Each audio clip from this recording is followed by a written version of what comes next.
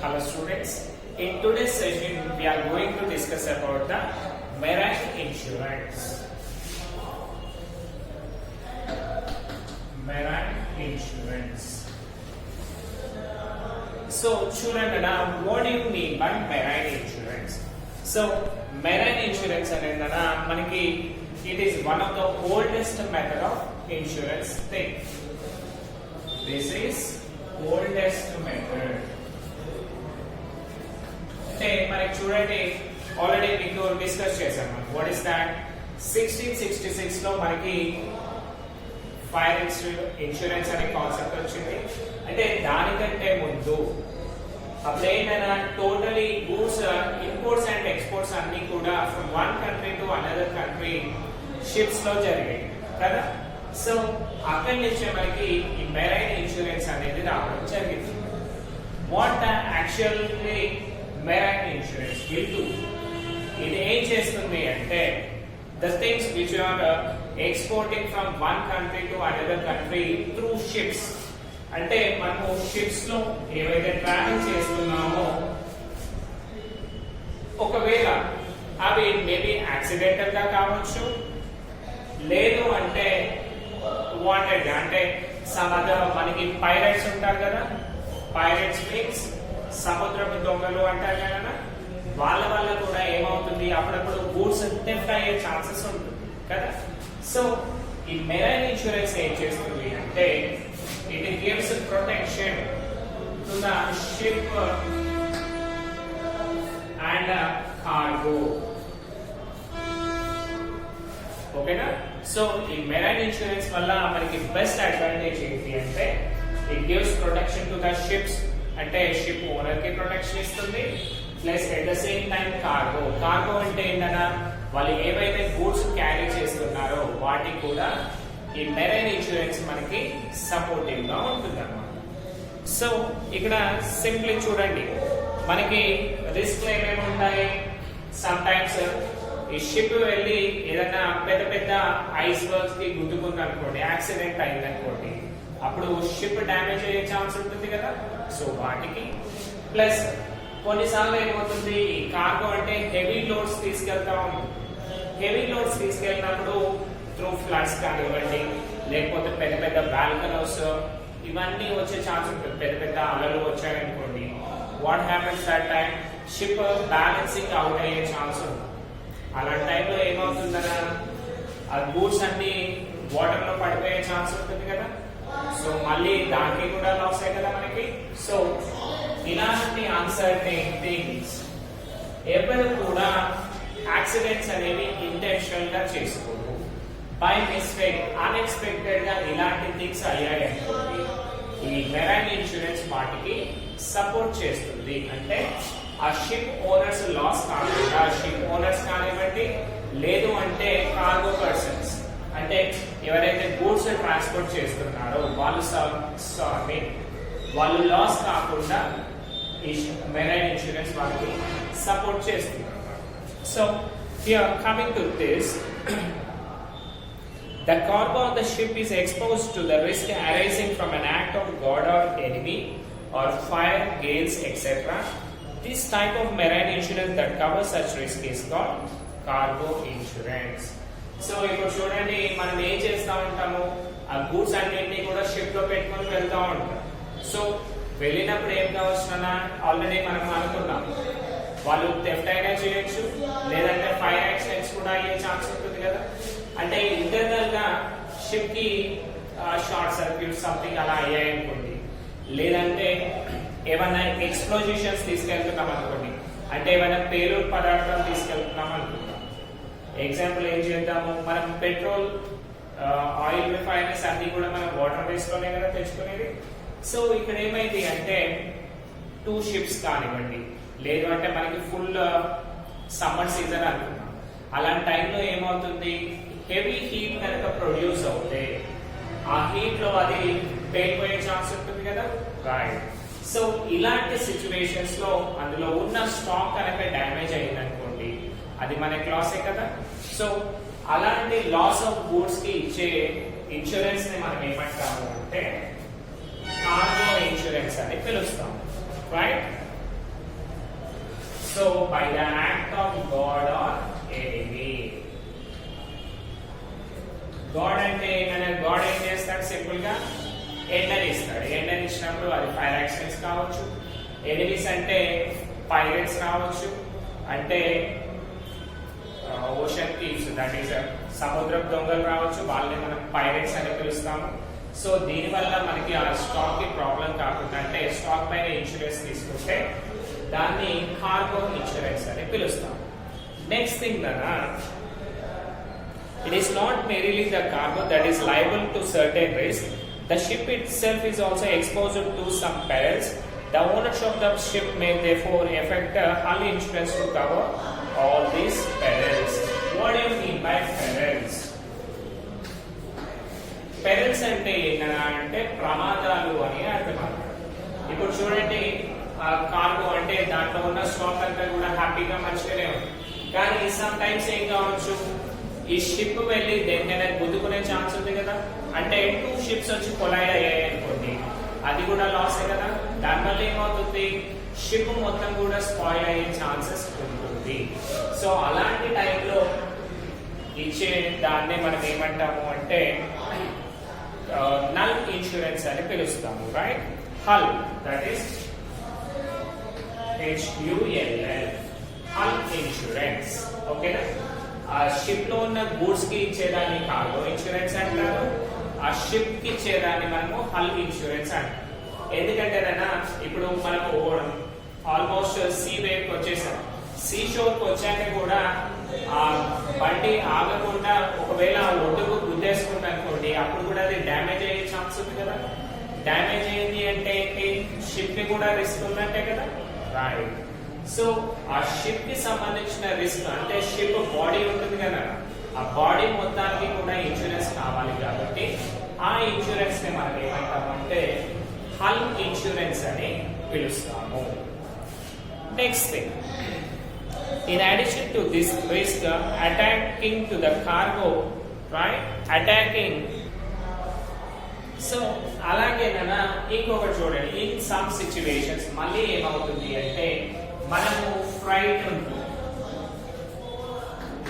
Freight అంటే ఏంటన్నా, it is and transportation. Heavy transportation maybe through ships, next trucks and all trains. అంటే మనము heavy loads కనుక తీసుకెళ్ళామనుకోండి, దాన్ని మనము ఫ్రైట్ అంటాం. దానికి పే చేసే అమౌంట్ ఫ్రైట్ అంటాం. ఇప్పుడు మనం చిన్న చిన్న వాటికి గూడ్స్ క్యారియర్ అంటున్నాం కదా, అలాగే ఒకవేళ పెద్దవి కనుక అంటే హెవీ లోడ్స్ తీసుకెళ్తే దాన్ని ఫ్రైట్ అంటాం. ఓకేనా? ఈ షిప్స్ లో ఏం చేస్తాం కదా, చిన్న చిన్న వస్తువులు తీసుకెళ్తామా? లేదు, హెవీ లోడ్స్ తీసుకెళ్తాం కదా. ఒక్కోసారి ఏమవుతుందని అంటే ఈ ఎక్స్పోర్టర్ ఎవరైతే ఉన్నారో, సపోజ్ మన ఇండియా ఇక్కడి నుంచి ఆస్ట్రేలియాకి పంపించారు. ఓకేనా? ఇదంతా కూడా ఎలా పంపించాలి? త్రూ షిప్ లోనే పంపిస్తున్నాం, రైట్? సో ఇక్కడ ఏంటంటే మనము ఇండియాలో మన షిప్ ఉంది, ఆస్ట్రేలియా వరకు వెళ్ళాలి. సో ఇక్కడ ఆ పర్సన్ ఏం చేయొచ్చు అంటే, ఎవరైతే గూడ్స్ పెట్టారో వాళ్ళు ఏమనొచ్చు అంటే, సార్ నేను మీ దాంట్లో గూడ్స్ పెడుతున్నాను, మీరు గూడ్స్ ని సేఫ్ గా డెలివరీ చేశాక, ఓకేనా, మీరు గూడ్స్ ని సేఫ్ గా డెలివరీ చేశాక నేను మీకు డబ్బులు పే చేస్తాను అంటే కిరాయి ఇస్తాను అన్నాడు. కిరాయి మీన్స్ వాట్? ఫ్రైట్. సో డబ్బులు పే చేస్తాను అన్నాడు. So it's a good thing. అక్కడికి వెళ్ళాక మనకి డబ్బులు వచ్చేస్తాయి. కానీ ఇన్ సమ్ సిచ్యువేషన్ మనకి యాక్సిడెంటల్ గా ఒకవేళ ఆ షిప్ కనుక మిడిల్ లోనే మునిగిపోయింది అనుకోండి, ఏమవుతుంది? అందులో ఉన్న cargo, that is total goods అన్ని కూడా సముద్రంలోనే వెళ్ళిపోతాయి. అండ్ అది డెలివరీ అయిందా గూడ్స్? కాలేదు. ఇలాంటి టైంలో ఏమవుతుందన్న, షిప్ ఓనర్ హెవీ లాస్ అయ్యే ఛాన్సెస్ ఉంటుంది. అందుకనే ఇతను ఏం చేయాలన్నా, కంపల్సరీ కూడా మెరైన్ ఇన్సూరెన్స్ ని తీసుకోవాలి. ఓకేనా? Therefore, open to the ship company to take out the policy to cover this risk. So ఇలాంటి సిచ్యువేషన్స్ వస్తున్నాయి కాబట్టి కంపల్సరీ వీళ్ళకు ఒక మెరైన్ ఇన్సూరెన్స్ కనుక ఉందనుకోండి, ఎలాంటి లాసెస్ కాకుండా వాళ్ళు హ్యాపీగా వాళ్ళ బిజినెస్ ని చేసుకోవచ్చు. మనకి ఇన్సూరెన్స్ చూసామనుకోండి, 3 types of insurances ఉన్నాయి కదా. If you see here, first one cargo insurance, second one hull insurance, and the third one is freight insurance. Okay, cargo insurance అంటే ఏంటన్నా, మనం గూడ్స్ తీసుకెళ్తాం కదా, దానిపైన ఇచ్చేది. ఓకేనా, సో వాటిపైన ఇచ్చేదాన్ని మనము కార్గో ఇన్సూరెన్స్ అంటున్నాము. హల్ ఇన్సూరెన్స్, హల్ ఇన్సూరెన్స్ అంటే ఏం చెప్పుకున్నాం ఇంతకు ముందు, సడన్ గా ఏమైనా చిన్న చిన్న ప్రమాదాలు జరిగినాయి అనుకోండి, అలాంటి టైంలో కూడా మనకి ప్రాబ్లమ్స్ కదా. సో షిప్ బాడీకి ఎలాంటి డ్యామేజెస్ అయినా చూసుకునేది hull insurance. Next freight insurance. Freight insurance అంటే ఏంటి, మనకు ఒక ఏరియాకి గూడ్స్ ని ట్రాన్స్పోర్ట్ చేస్తున్నాం అనుకోండి, ఆ మిడిల్ లో ఆ ట్రాన్స్పోర్ట్ గూడ్స్ థెఫ్ట్ కావచ్చు, లేదంటే వాటర్ లో పడిపోవచ్చు, షిప్ మునిగిపోయాక అవన్నీ కూడా వెళ్ళిపోతాయి. సో అలాంటి టైంలో కూడా మనకి ఇది ప్రాబ్లమే కదా, ఫ్రైట్ రాదు కదా. అందుకని దీనికి బేస్ చేసుకొని కూడా మనము ఫ్రైట్ ఇన్సూరెన్స్ ని తీసుకోవచ్చు. అండ్ నెక్స్ట్ థింగ్ కదా, ఇంకొక ఇన్సూరెన్స్ చూసుకుంటే ఇందులో marine insurance policies generally cover a large variety of risks, including jettictions. Jettictions అంటే ఏంటన్నా అంటే throwing overboard the cargo into the ship with the objective of saving the ship from some imminent dangers like sinking. Battery, that is wrongful act done by the captain of the ship in drafting or stealing the vessels of cargo, losing the owner's piracy, explosion, burning of the ship, content standing and going astray of the ship, and collision of the ships. So sometimes ఏమవుతుందన్నా అంటే అందులో ఉండే captain ఏం చేయొచ్చు, ఒకవేళ ఆ ship మునిగిపోతుందని వాడికి తెలిసిందనుకోండి, ఆ ship wait తక్కువ కావడానికి ఏం చేస్తాడు, అందులో ఉన్న వస్తువులన్నీ పడేసేయచ్చు కదా. అలా పడేసినప్పుడు ఏమవుతుందన్నా, షిప్ ఓనర్ లాస్ అయ్యే ఛాన్సెస్ ఉంటాయి. ఇవన్నీ రిస్క్లు కూడా ఎవరు కవర్ చేస్తారు కదా, మనకి ఇన్సూరెన్స్, మెరైన్ ఇన్సూరెన్స్ కంపెనీ వాళ్ళు కవర్ చేస్తారు. ఓకేనా. నా if you see the types of insurances,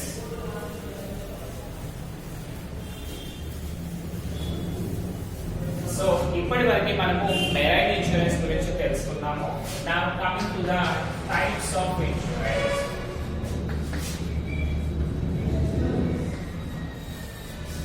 If you see the types of insurance, first one is time policy.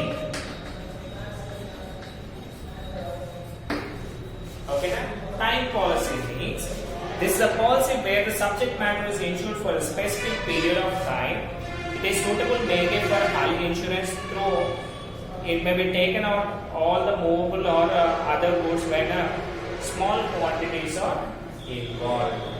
So hull insurance ఇది టైం పాలసీ ఏంటంటే స్పెసిఫిక్ టైం వరకు తీసుకుంటారు, 1 year 6 months అలా తీసుకోవచ్చు.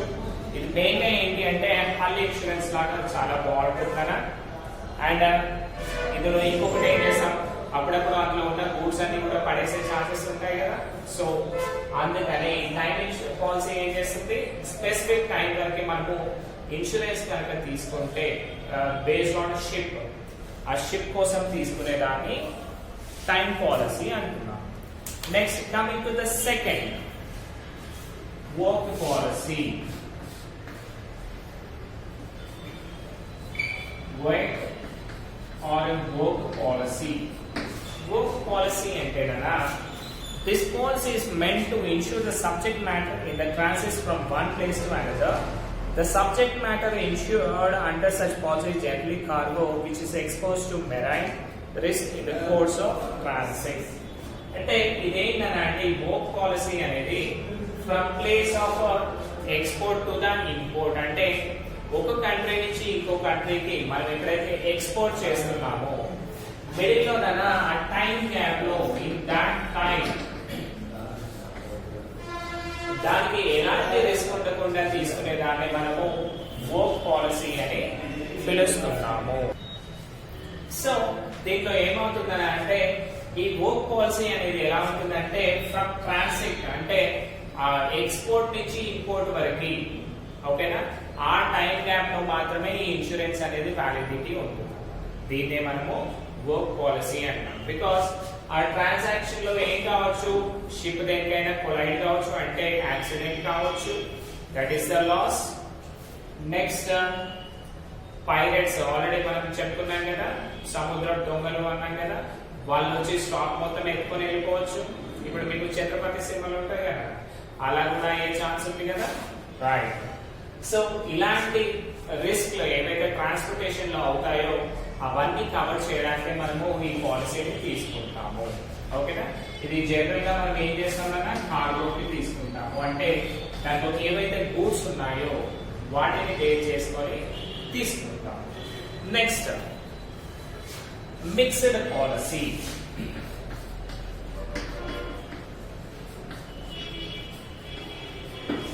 What do you mean by mixed policy? అంటే this is a combination of both the time policy and work policy. అంటే certain time వరకు ship కి ప్లస్ దాంట్లో ఉండే గూడ్స్ కి రెండింటికి కలిపి తీసుకునే ఇన్సూరెన్స్ ని మనము మిక్స్డ్ పాలసీ అని పిలుస్తున్నాము. సింపుల్ గానన్నా సపోజ్ ఇప్పుడు చూడండి, it seeks to insure the subject matter of particular work for a specific period of time. A ship may be insured for a work between Chennai to Tokyo for a period of 6 months under this policy. అంటే మీరు ఏం చేస్తారంటే ఈ ship ని Chennai port నుంచి Tokyo వరకు వాళ్ళు ఎప్పుడు కూడా రొటేటింగ్, ఇప్పుడు మనకి ప్యాసింజర్ బస్సులు ఎట్లుంటాయి కదా, సపోజ్ ఎంజీబీఎస్ బస్ స్టాండ్ అనుకోండి, వాళ్ళు internet to MGBS, MGBS to internet, అదే పని తిరుగుతూ ఉంటారు కదా. అలాగే ఈ మిక్స్డ్ పాలసీ కూడా ఏం చేస్తుందంటే వీళ్ళు ఏం చేస్తున్నారు, ఒక 6 months వరకు దానికి పాలసీ చేపిస్తున్నారు.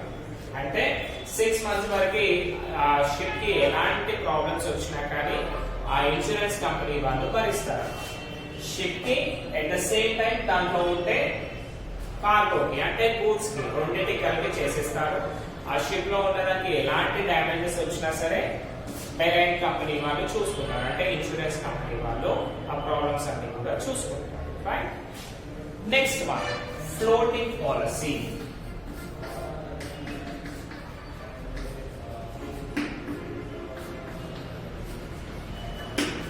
So if you see the floating policy, it is used by the cargo owners who make a regular shipment of cargoes to ensure the shipment expected to be made during a certain period of time by one policy. A policy may be taken for a round amount where some cargo is shipped. The insured makes a declaration about that, reduce the amount. So, ఇదంతా కూడా ఈ floating policy usual గా cargo owners చేస్తారు. అంటే వాళ్ళకి heavy అంటే ప్రతిసారి shipment చేస్తా ఉన్నారనుకోండి, ఆ షిప్మెంట్ చేసేటప్పుడు ఏంటి ప్రతి రోజు పోయి ఆ స్టాక్ కి ఇన్సూరెన్స్ తీసుకోవాలి అనుకోండి, రిస్క్ కదా. అందుకనే వీళ్ళు ఏం చేస్తారు అంటే ఒకేసారి ఎగ్జాంపుల్ గా ఒక 1 crore గూడ్స్ పైన వాళ్ళు ఏం చేస్తారు, ఇన్సూరెన్స్ తీసుకుంటున్నారు. ఇన్సూరెన్స్ తీసుకొని ఏం చేస్తారు అంటే సపోజ్ ఫస్ట్ డే వీళ్ళు ఏం చేశారు, ఒక 20 lakhs గూడ్స్ ని ఎక్స్పోర్ట్ చేశారు, అవి సేఫ్ గా రీచ్ అయ్యాయి. మళ్ళీ ఏం చేస్తారు, సెకండ్ టైం మళ్ళీ ఒక 30 lakhs గూడ్స్ ఎక్స్పోర్ట్ చేశారు. అంటే వీళ్ళు సింపుల్ గా ఏం చేస్తారు అలా అంటే 1 crore పాలసీ కదా ఇది. సో ఈ 20 lakhs గూడ్స్ సేఫ్ గా రీచ్ కాగానే ఇన్సూరెన్స్ కంపెనీ మనకి చెప్తారన్నమాట, సార్ ఆల్రెడీ మేము 20 lakhs గూడ్స్ పంపించేసాము, సో పాలసీని 80 lakhs కి డిక్రీజ్ చేయాలి, ఓకేనా. మళ్ళీ 30 lakhs పంపించాక సార్ మళ్ళీ 50 lakhs కి డిక్రీజ్ చేయాలి. అంటే ప్రతిసారి కూడా వాళ్ళకి వాల్యూ ఆఫ్ స్టాక్ చెప్తా ఉంటారు, దాన్ని బేస్ చేసుకొని ప్రీమియం అనేది కూడా డిక్రీజ్ చేయడం జరుగుతుంది, ఓకేనా. Such declarations are made from time to time till the total value of exhausted and the policy is fully declared. అంటే ఈ 1 crore goods worth of goods కూడా వాళ్ళకి సెండ్ చేసేంత వరకు కూడా ఈ ఫ్లోటింగ్ పాలసీ అనేది యాక్టివేట్ లోనే ఉంటుంది. ఆఫ్టర్ కంప్లీషన్ ఆఫ్ 1 crore మళ్ళీ న్యూ పాలసీని తీసుకుంటారు. అంటే సింపుల్ గా చూడండి కదా, ప్రతిసారి వెళ్ళడం రిస్కే కదా, అందుకనే ఒకేసారి లంసమ్ పాలసీ తీసుకొని దాన్ని డిక్రీజ్ చేసుకుంటూ వస్తున్నారు. Okay, next blanket policy.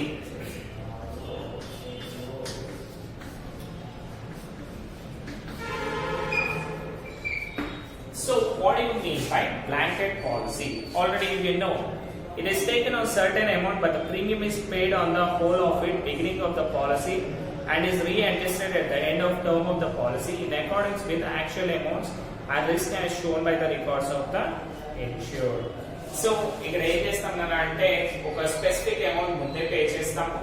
ముందే పే చేసి లైక్ ఫ్లోటింగ్ పాలసీలో ఎలా చేసామో అలాగే దీనికి కూడా చేస్తాము.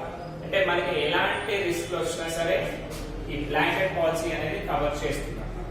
సో నెంబర్ ఆఫ్ టైమ్స్ ఎన్ని టైమ్స్ రిస్క్ వచ్చింది అవన్నీ కూడా వాళ్ళకి ముందే చెప్పడం వల్ల వాళ్ళు ఆ రిస్క్ అనేది కొంచెం అడ్వాంటేజెస్ గా మనకి తక్కువ చేస్తూ వస్తారు. అంటే ఆ పాలసీ అమౌంట్ ని డిక్రీజ్ చేస్తూ వస్తారు. చూడండి, the whole of the beginning of the policy is readjusted at the end of term of the policy. అంటే ఫస్ట్ మనం తీసుకున్నాము, ఆ పాలసీ టైం అయిపోయేలోపు వాళ్ళు ఎంత లాస్ కవర్ చేశారో అవన్నీ చూసుకొని మళ్ళీ న్యూ పాలసీని జనరేట్ చేస్తూ ఉంటారు. Next fleet insurance policy.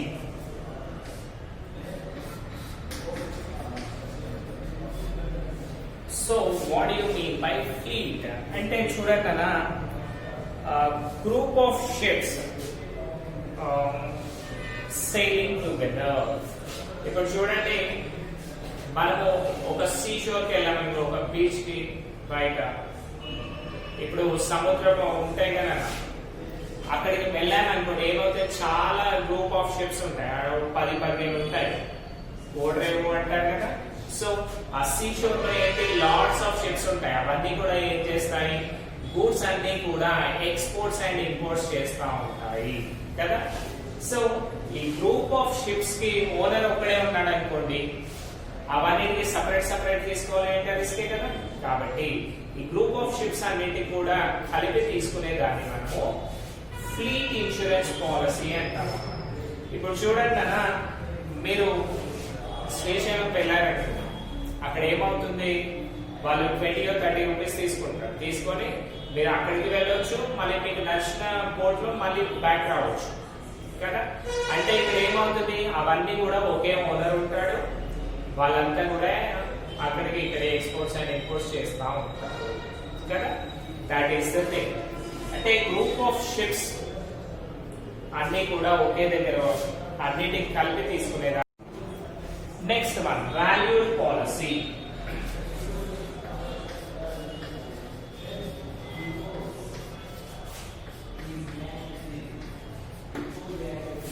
So valued policy అంటేనా, in this policy the value of subject matter is agreed between the underwriters and the insured at the time of taking the insurance and is specified in the policy itself. If the value of subject matter which is insured not aware while taking out of the policy is not specified, it may be called open policy. అంటే మనము ఆ ship value of the ship and value of the stock ఏదైతే ఉందో అవన్నీ ముందే value చేసి చెప్తే కన్నా దాన్ని వాల్యూడ్ పాలసీ అంటాం. ఒకవేళ మనము పాలసీ తీసుకునేటప్పుడు ఆ వాల్యూ కనుక తెలియలేదు అనుకోండి, వాల్యూ తెలియకుండా మనం ఇన్సూరెన్స్ కనుక చేసామనుకోండి, దాన్ని మనము ఓపెన్ పాలసీ అని పిలవాలి. ఓకేనా, ఆ టోటల్ వాల్యూని క్యాల్కులేట్ చేసి పాలసీ తీసుకుంటే వాల్యూడ్ పాలసీ, ఒకవేళ అలా చెప్పకుంటే open policy. And last miscellaneous insurance policies. ఇప్పటి వరకు మనకు types of insurances regarding marine insurance గురించి కూడా మనం చదువుకుంటే, ఇప్పుడు లాస్ట్ చూసుకుంటే మిస్లీనియస్. ఇవన్నీ కాకుండా మనకి ఇంకా lots of variety of miscellaneous insurance policies ఉంటాయి. ఏంటి అంటే కదా, the important of these policies of commercial vehicle insurance. Commercial vehicles అంటేనా ఇప్పుడు మనం బయట చూస్తూ ఉంటాం కదా, ట్యాక్సీస్ ఇవన్నీ. వాటికి చేసేదాన్ని కమర్షియల్ వెహికల్ ఇన్సూరెన్స్. అంటే మన సొంతానికి కాకుండా దాని నుంచి సంపాదించుకోవాలి అని అనుకుంటాం కదా, వాటిని కమర్షియల్ వెహికల్స్ అంటారు. ఎగ్జాంపుల్ టాక్సీస్, ఓలా, ఉబేర్ ఇవన్నీ ఉన్నాయి కదా, అవన్నీ కూడా కమర్షియల్ వెహికల్స్ అవుతాయి. నెక్స్ట్ లారీస్ కానివ్వండి, బస్సెస్ కానివ్వండి, వీటన్నిటి నుంచి ఏం చేస్తాం మనం, వాటిని యూజ్ చేస్తూ మనం ఇన్కమ్ ని ఎంజాయ్ చేస్తున్నాము, ఇన్కమ్ జనరేట్ చేస్తున్నాం కదా. సో ఇవన్నీ కూడా కమర్షియల్ వెహికల్స్ అంటారన్న. వీటికి గ్రీన్ కలర్ బోర్డ్స్ ఇస్తారు, సారీ ఎల్లో కలర్ బోర్డ్ ఇస్తారు, రైట్. వీటన్నిటికి కమర్షియల్ వెహికల్స్ కి చేసేదాన్ని కమర్షియల్ ఇన్సూరెన్స్ అంటారు. Next private motors insurance. Private motors insurance అంటే ప్రైవేట్ కంపెనీస్ ఉంటాయి కదా, వాళ్ళకి ఇచ్చేది. ఇంకోటి మనం పర్సనల్ గా యూజ్ చేసుకుంటాం కదా, వాటిని కూడా ప్రైవేట్ మోటార్స్ అని అంటారు. Next motor bicycles insurance. మనం బైక్, స్కూటర్స్ ఇంకా ఇలాంటివి కొన్నాం అనుకోండి, 2 వీలర్స్, ఏం చేయాలి, దానికి ఇన్సూరెన్స్ తీసుకోవాలి, వాటిని మోటార్ బైక్ ఇన్సూరెన్స్ అంటాం. Next third party insurance. Third party అంటే కదా, ఇప్పుడు చూడండి ఇన్సూరెన్స్ అనేది ఎట్లా ఉంటుందంటే, ఇద్దరు పర్సన్స్ యాక్సిడెంట్ అయింది అనుకోండి, యాక్సిడెంట్ అయిన వాళ్ళకి, యాక్సిడెంట్ చేసిన వాళ్ళకి, ఇద్దరికి కూడా బెనిఫిట్ అవుతుంది. కానీ ఈ థర్డ్ పార్టీ ఇన్సూరెన్స్ తో ఏముంటుంది అంటే, ఓనర్ కి ఎలాంటి బెనిఫిట్స్ ఉండవు. బండి ఓనర్ అతను వేరే వాళ్ళని గుద్దుతాడు కదా, వాళ్ళకి మాత్రమే బెనిఫిట్స్ ఇస్తారన్నమాట. దాన్ని థర్డ్ పార్టీ ఇన్సూరెన్స్ అంటారు. Fidelity insurance, credit insurance, burglary, theft, robbery and all these things, ఇవన్నీ కూడా అనదర్ ఫార్మ్స్ ఆఫ్ ఇన్సూరెన్స్. ఇప్పుడు క్రెడిట్ ఇన్సూరెన్స్ అన్నాం అనుకోండి, ఇది ఎందుకు అంటే కదా, ఇప్పుడు చూడండి ఒకప్పుడు ఇంట్లో ఎవరైనా అప్పు చేసి ఒకవేళ ఎక్స్పైర్ అయ్యారనుకోండి, ఆ అప్పు ఏం చేయాల్సి వచ్చేది, మిగతా వాళ్ళంతా కూడా పే చేయాల్సి వచ్చేది. దీనివల్ల ఏమవుతుందన్నా, ఆ ఫ్యామిలీ అనేది ఎక్కువగా సఫర్ అవుతా ఉంటుంది కదా. అందుకనే గవర్నమెంట్ ఏం చేసింది అంటే క్రెడిట్ ఇన్సూరెన్స్ పెట్టింది. ఒకవేళ ఆ పర్సన్ కనుక లోన్ తీసుకున్నాడు, హౌస్ లోన్ కానివ్వండి, some other loan from banks, అంటే రెప్యూటెడ్ ఆర్గనైజేషన్స్ నుంచి తీసుకున్నాడు. తీసుకుని ఒకవేళ అతను ఎక్స్పైర్ అయ్యాడు అనుకోండి, వాళ్ళ ఫ్యామిలీకి బర్డెన్ కాకుండా ఈ క్రెడిట్ ఇన్సూరెన్స్ వల్ల ఏమవుతుంది అంటే, అది మొత్తం కూడా మాఫీ చేయడం జరుగుతుంది. అంటే వాళ్ళు పే చేయకుండా సరే, that is called credit insurance. Next theft and robbery insurance. అంటే ఎవరైనా ఇప్పుడు చూడండి, మీరు గోల్డ్ చైన్స్, గోల్డ్ డాక్యుమెంట్స్ కి కూడా ఇన్సూరెన్స్ అనేది ఉంటుంది. అంటే ఎవరైనా దొంగతనం చేశారనుకోండి, వాటికి కూడా మనకి ఇన్సూరెన్స్ ఫెసిలిటీ అనేది ఉంటుంది. సో మై డియర్ స్టూడెంట్స్, ఈరోజు టోటల్ గా మెరైన్ ఇన్సూరెన్స్ గురించి డిస్కస్ చేశాము. ఇది అంతా కూడా మీరు నీట్ గా చదివేస్తారు, ఓకేనా. ప్రతిరోజు రెగ్యులర్ గా చదవడం వల్ల మీకు డిస్టర్బెన్స్ అనేది ఉండదు అండ్ హ్యాపీగా అన్ని అర్థం అవుతాయి, ఓకేనా. Thank you.